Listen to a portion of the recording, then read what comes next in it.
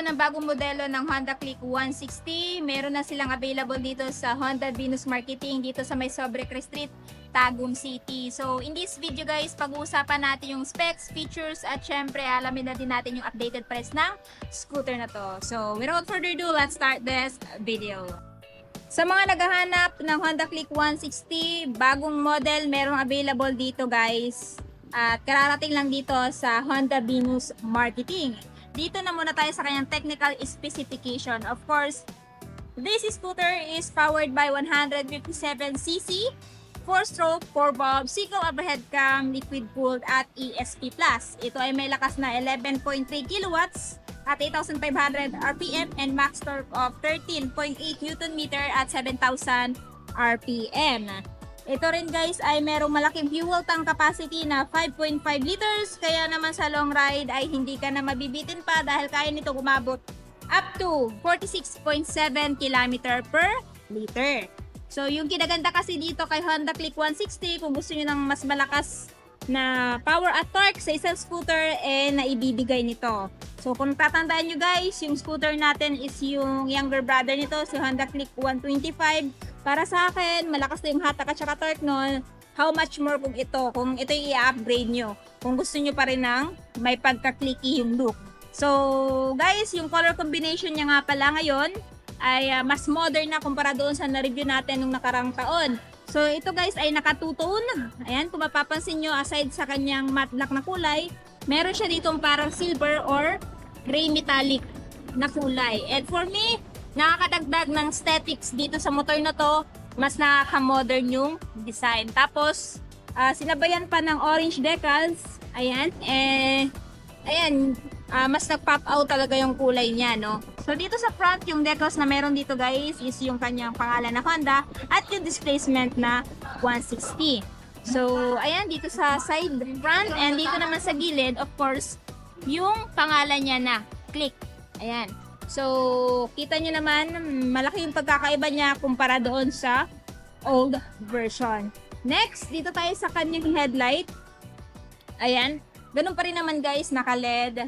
Turn signal niya, naka-LED pa rin. And ang nagustuhan ko dito, pag naka-LED kasi, mas malakas yung buga ng ilaw niya pagkagabi kumpara sa bulb type. And for me, goods na goods yan. Next, suspension ginamit, same pa rin, naka-telescopic, single disc, and single pat piston brake caliper. And this one guys is naka-combi brake na. So meaning, pag pinihit niyo yung left lever, automatic mag-engage yung both brakes, front at saka rear brake. And ang nagustuhan ko din dito guys, colored cast wheel na siya. Kung mapapansin niyo, parang may pagka-bronze yung kulay niya, dark bones. And ayan, mas modern po yung kulay, no? Tapos dito sa front, naka-tubeless pa rin yung tire na may tire size na 100 by 80 by 40. Ayan.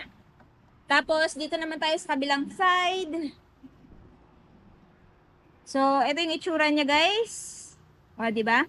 And dito tayo sa dashboard. Sa dashboard, naka-fully digital instrument panel siya. Same sila ng dashboard ni Click. Yung information meron dito kagaya ng speedometer, fuel gauge, odometer, time. Tapos, meron siyang select at saka adjust button. Ayan, trip B, trip A, voltmeter, at kilometer. Sa kanyang mga buttons sa switches naman, meron siyang ayan, high beam, low beam.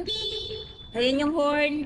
Turn signal switch off. Tapos yung electric start. At equipped na din siya ng idling stop system. Ano yung function nito?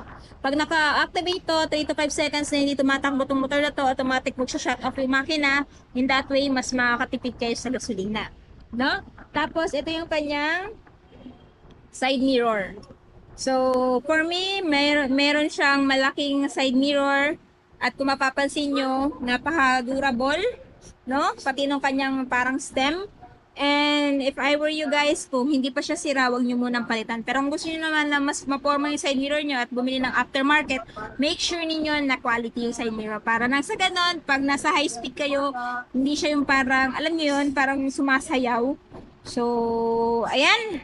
So dito guys, tayo sa kanyang mga front pocket or console box. So dito sa front, syempre meron siyang charging port.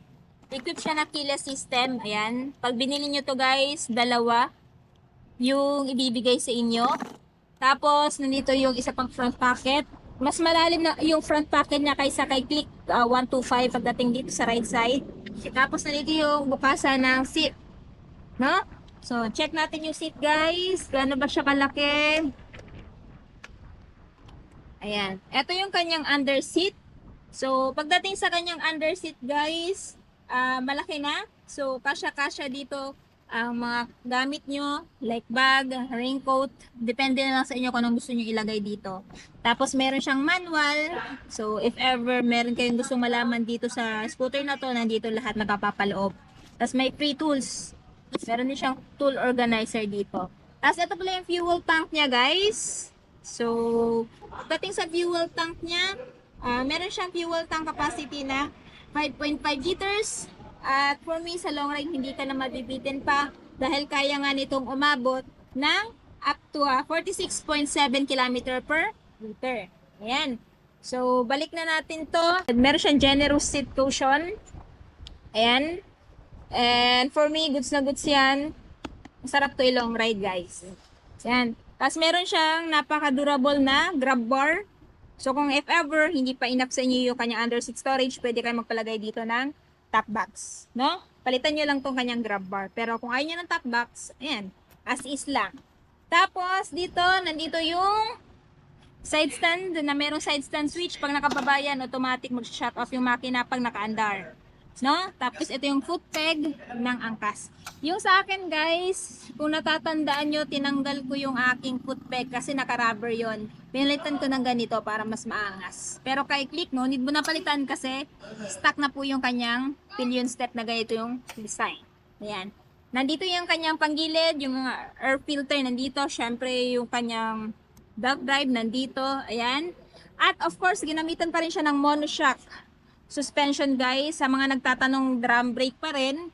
Tapos meron siyang malaking tire size sa likod na 120 by 70 by 14 tubeless. Ayan. So, check natin yung tail, guys. So, pagdating sa tail, ayan. Modern na din kasi naka-LED na. Ito yung turn signal niya. Same pa rin kay Click. If I were you, kung may mabibili kayong guard dito, mas better. Ilaw pa rin siya ng plaka. Naka-reflector pa rin. And, ayan. Lagay ng paint. So, dito tayo sa kabilang side. Of course, equip pa rin siya ng ACG, alternating current generator. Pag pina-under to, tahimik na lang. Ayan. Yung kanyang tambucho, nandito pa rin yung modern design. May heat guard pa rin pang-protekta sa legs ng angkas mo or sa legs mo. Ayan. Pagdating sa exhaust end cap, guys, yung nagustuhan ko, nag-complement sa kulay ng kanyang two-tone. Ayan. Diba? Nice. So, ayan guys, meron pa rin tire hugger. Parang sa ganun, pag idadaan nyo sa putek, hindi na kung saan saan tatalsik. Ayan. So far, wala namang iba pang binago dito. Ganun pa rin naman. Ang binago nga lang, guys, is nakatutone siya tapos yung decals. So, kung interested kayo, guys, pag-usapan naman natin yung presyo nito, kung magkano ito ngayon, at kung naka-promo ba siya.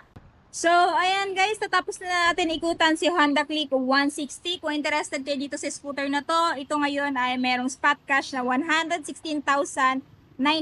Pero kung gusto nyo ng installment, down payment niya is 9,000 at monthly sa 3 years na 5,506 at rebates na 200.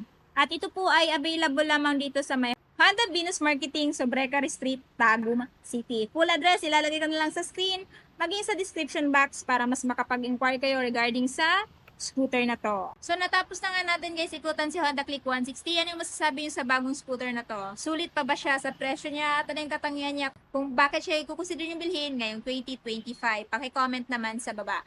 At syempre kung bago pala kayo sa channel ko at hindi pa nakapag-subscribe, huwag kalimutan mag-subscribe para ma-notify kayo once may bago tayong upload. So yun guys, hanggang dito na muna tayo. Ride safe and peace out!